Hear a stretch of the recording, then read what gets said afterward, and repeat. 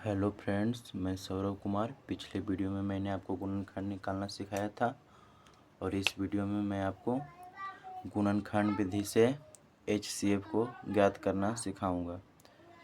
जैसे कि आप यहाँ पर देख सकते हैं, मैंने यहाँ पर दो एग्जाम्पल लिया है। फर्स्ट मैं एक एग्जाम्पल है 48 और 30 और दूसरा है 100 और 45। तो आप हम देखिए कि हम बारी से सबका गुणनखंड निकालेंगे। जैसे कि आप यहाँ पर देखिए, सबसे पहले हम 48 का गुणनखंड निकालेंगे। सबसे पहले हमें 48 का गुणनखंड निकालने के लिए 2 से भागा देना होगा। काहे कि यह गुणनखंड का सबसे पहले नियम है कि 2 से भागा दिया जाता है। देखिए, जब हम 48 में 2 से भाग देंगे तो 24 बार में काटेगा। अब फिर 2 से 24 में दीजिएगा तो 12 बार में काटेगा। अब फिर 2 से भागा 12 में दीजिएगा तो 6 बार में काटेगा। अब फिर 2 से भागा 6 में दीजिएगा तो 3 बार में काटेगा। अब देखिए, यदि हम 2 से भागा देना चाहते हैं 3 में, तो देखिए नहीं कटेगा। 2 से भागा यदि हम 3 में दिए हैं तो देखिए नहीं कट रहा है, 1 बच गया। और देखिए यहाँ बचना चाहिए कुछ नहीं, कट जाना चाहिए। तो देखिए कि 2 से भागा हमको नहीं पड़ेगा। यदि हम 2 से भागा दे दिए तो मेरा गुणनखंड ही गलत हो जाएगा, इसलिए हमें 2 से नहीं छोड़ के अभी 3 से भागा देना होगा। देखिए 3 से भागा जब 3 में देंगे तो 1 बार में कट जाएगा। देखिए दूसरा एग्जाम्पल, जैसे 50 लिखा हुआ, ही 50 है। देखिए 50 का आपको गुणनखंड निकाल के दिखाते हैं। 2 से भागा दीजिए 50 में तो 25 बार में काटेगा। फिर 2 से भागा यदि आप 25 में दिए तो नहीं कटेगा, इसलिए हम 3 से देंगे तो देख लेते हैं कटेगा कि नहीं। ऐसे तो नहीं कटेगा। देखिए जैसे 3 से भी भागा दिए हैं जब 25 में तो नहीं कटा, तो हम तो 3 से भागा में नहीं देंगे। 4 से देंगे तो 25 नहीं कटेगा, तो 5 से भागा देते हैं 25 में। 5 से जब भागा 25 में दीजिएगा तो देखिए 5 बार में इसको काट देगा, इसलिए हम यहाँ पर 5 लिखेंगे और यहाँ पर 5 लिखेंगे। काहे कि 5 में भागा जब हम 25 में दिए, 5 से भागा 25 में दिए तो 5 आया। फिर 5 से भागा 5 में देंगे तो 1 बार में इसको काट देगा। जैसे अब आप आगे देखिए इसका हम कैसे निकालते हैं मास HCF यानी मासा। देखिए कैसे निकालते हैं इसका। सबसे पहले हम इसको जो 48 का जो गुणनखंड लाए यहाँ पर हम जैसे कि लिख देंगे। जैसे देखिए गुणनखंड लिखते हैं 48 का हम गुणनखंड लाए हैं। यहाँ पर देखिए 1 2 3 4 गो 2 है तो 4 गो लिखिए, 1 2 3 4।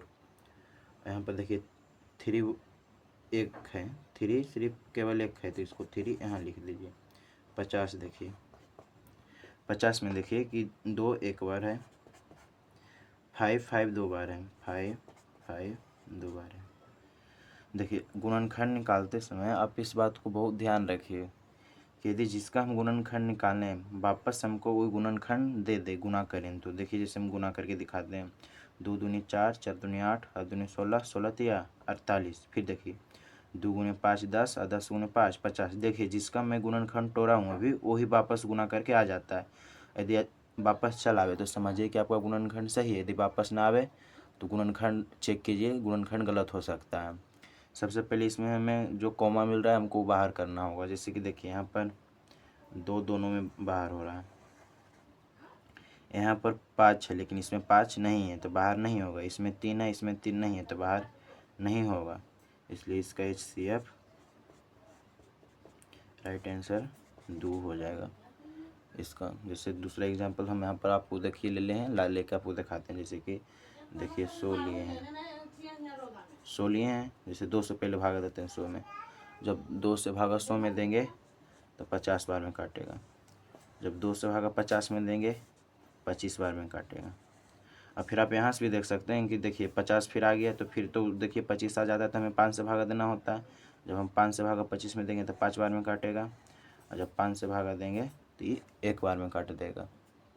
ये 3 इसका है, यहाँ पर आप ध्यान दीजिएगा। इधर अलग हुआ, फिर 5 से भागा दिए 1 बार में कटेगा। फिर हम 45 लिखें।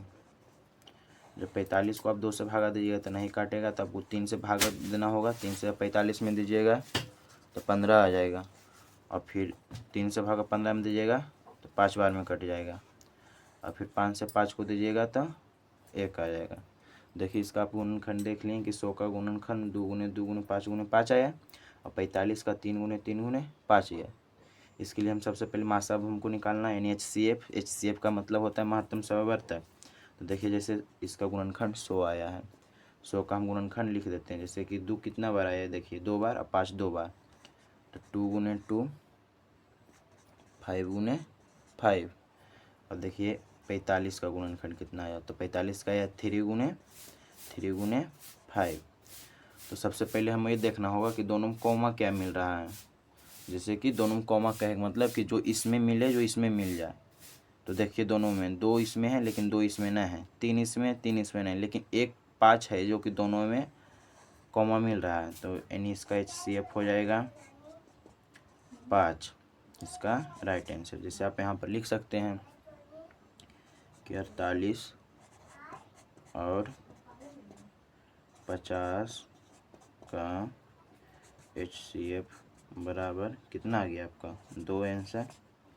और फिर आप यहाँ भी ऐसे करके लिख सकते हैं 100 और 45